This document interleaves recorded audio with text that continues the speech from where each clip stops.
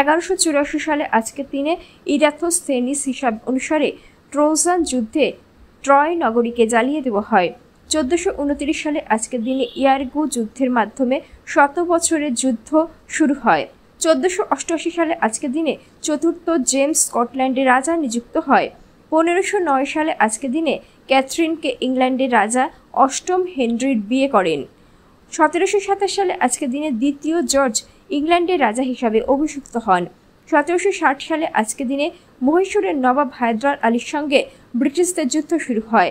1788 সালে আজকের দিনে রাশিয়ার অভিযাত্রী গেরাসিম ইসমাইলভ আলাস্কায় পৌঁছায়। 1846 সালে আজকের দিনে মৌলভী ফরিদ উদ্দিন খাঁর সম্পাদনায় বহুভাষিক সাপ্তাহিক পত্রিকা জগদ্দীপক ভাস্কর প্রকাশিত হয়। 1855 সালে আজকের দিনে বিভিন্ন বৈজ্ঞানিক যন্ত্রপাতি ব্যবহারের মাধ্যমে সূর্যরশ্মির বিভাজন আবিষ্কার হয়।